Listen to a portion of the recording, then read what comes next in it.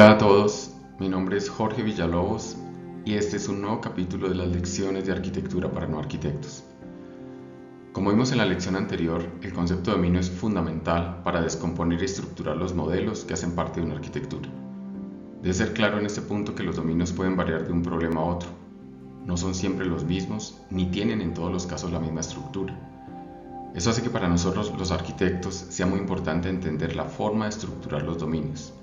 Ni siquiera es indispensable que en todos los casos aparezcan los dominios de la tecnología, ya que depende siempre del problema que estemos abordando y de la solución que se deba implementar.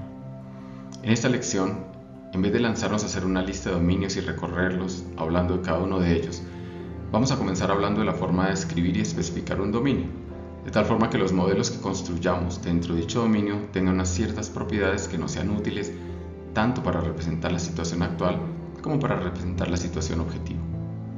Recuerden que finalmente los modelos nos deben servir para implementar una solución, la que sea, incluyendo software o infraestructura, o algo menos tangible como un proceso, un modelo operativo o un marco de gobierno de datos. Tal vez han oído que la arquitectura es un tema puramente tecnológico y ese no es el caso. La arquitectura es una herramienta para abordar y resolver problemas empresariales complejos en los que participan de manera simultánea múltiples dominios, posiblemente algunos de ellos relacionados con tecnología.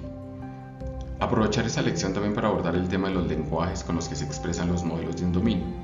No ganamos nada especificando de una manera formal los dominios si después los modelos los expresamos usando unos lenguajes inadecuados. Y no se preocupen si lo que les acabo de decir suena un poco complicado porque no lo es.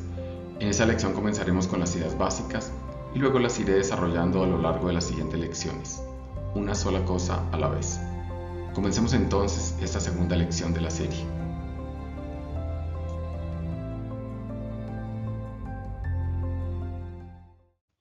Situémonos en el comienzo de cualquier proyecto con un cierto nivel de complejidad.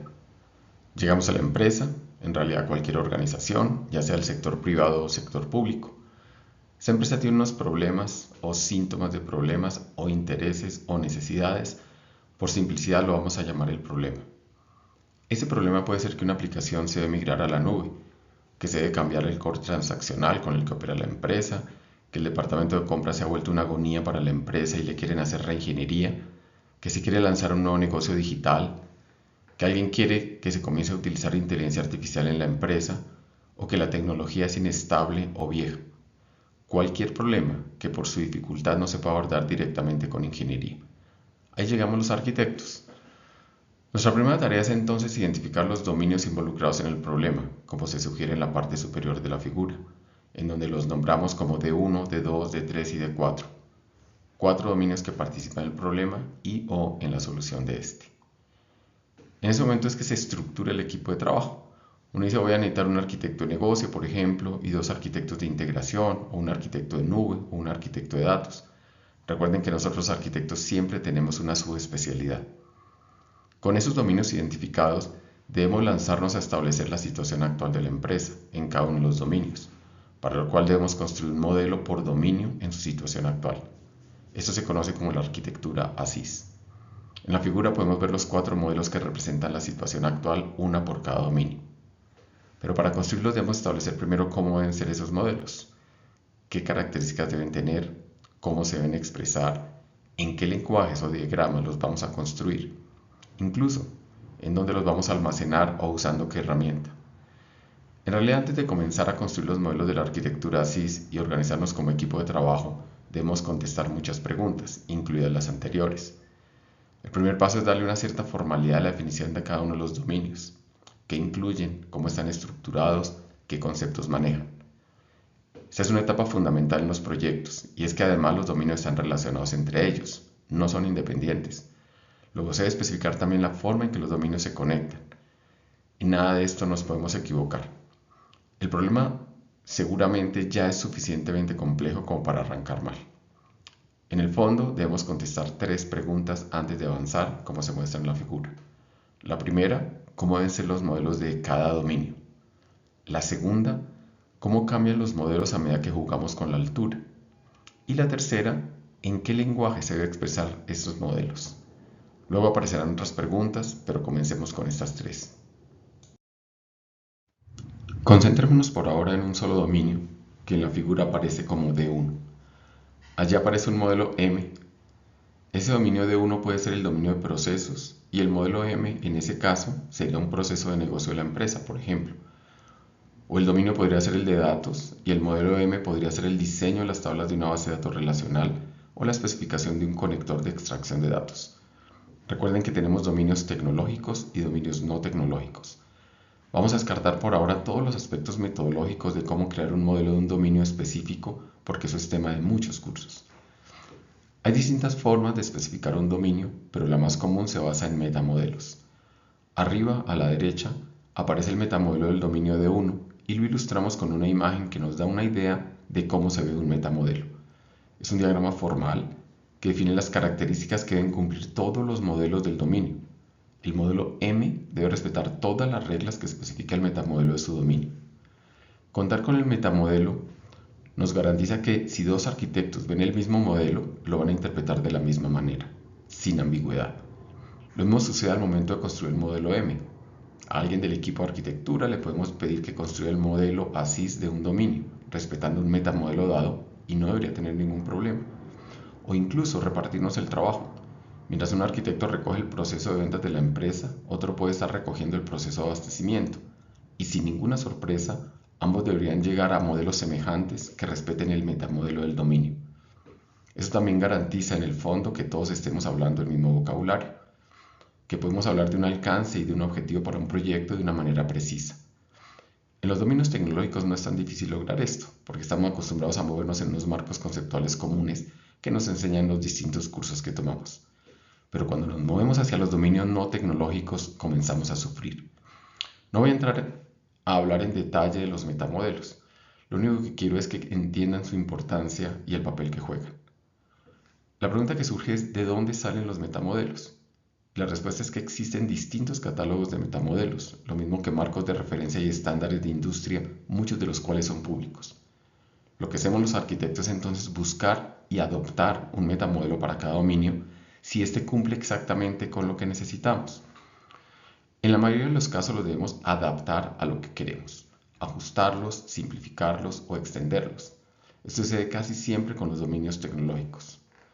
Pero también hay casos en los que debemos construir el metamodelo de uno o varios de los dominios a la medida de lo que necesitamos. Esa es una decisión que debe tomar el equipo de trabajo. Muchas herramientas de arquitectura se configuran usando el metamodelo de cada uno de los dominios. Otra razón para dedicarle tiempo a esta tarea. Cuando nos lanzamos en la tarea de definir el metamodelo de cada dominio, encontramos que los marcos de referencia casi siempre están estructurados de manera jerárquica, como se sugiere en la figura. Allí aparece el dominio D1, que está conformado por 3 subdominios, el primero de los cuales está dividido en otros 3 subdominios, cada uno de los cuales tiene su propio metamodelo. Piensen que el dominio D1 puede ser el dominio de la infraestructura tecnológica y que el primer subdominio corresponde a la infraestructura de procesamiento, el segundo subdominio a la infraestructura de almacenamiento y el tercer subdominio a la infraestructura de comunicaciones. En el ejemplo tenemos un dominio, en ese caso tecnológico, dividido en 3 subdominios fuertemente relacionados entre sí, cada uno de los cuales tiene su propio metamodelo.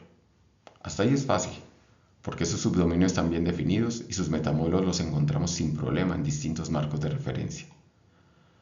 Ahora supongan que vamos hacia un problema que incluye dominios no tecnológicos. Ahí comenzamos a patinar. Ya no es tan clara esa estructura de subdominios ni podemos contar con marcos de referencia suficientemente sólidos, y mucho menos con metamodelos bien definidos. Consideremos ahora que nuestro problema es el rediseño del área de recursos humanos de una empresa. Ya se imaginarán que la tecnología va a ser un elemento fundamental, pero claramente sus dominios no son los más importantes. Durante muchos años nos convencieron los ingenieros de sistemas que los procesos de negocio eran lo único que necesitábamos entender del negocio y que bastaba con modelarlos para poderles asociar una solución tecnológica. Hoy eso parece de una enorme ingenuidad, pero créanme que algunos todavía lo siguen viendo así. Pensemos por un instante qué dominios deberemos incluir para abordar el problema del ejemplo, de rediseñar el área de recursos humanos de la empresa. ¿Qué dominios deberíamos incluir para establecer la situación actual? Los dejo pensar un instante. Tal vez debamos tener modelos de la empresa, de sus negocios, de las características de sus estructuras organizacionales, de los servicios que presta el área a otras áreas de la empresa, de la estrategia de la empresa, de los productos que utiliza el área y de las aplicaciones que soportan actualmente su funcionamiento. El problema es que muy poco de lo anterior es estándar o tiene el nivel de formalidad con la que soñamos los ingenieros. Ni siquiera es preciso el término área. Ahí no tenemos otra opción que metamodelar para definir qué modelos debemos construir, determinando las características y contenido que deben tener esos modelos, para lograr entender de esa manera el problema de su situación actual y ponernos de acuerdo en el vocabulario. Es lo mismo área que unidad, que función, que proceso. No nos podemos enredar ni trivializar el problema. El camino fácil que nos enseñan es vaya y le pregunta al negocio cómo quieren que sea dicha área y luego, sin entender nada más, nos lanzamos a diseñar la tecnología que se necesita. O peor aún, busquemos una herramienta tecnológica de recursos humanos y miremos a ver cómo la adaptamos para lo que necesita la empresa.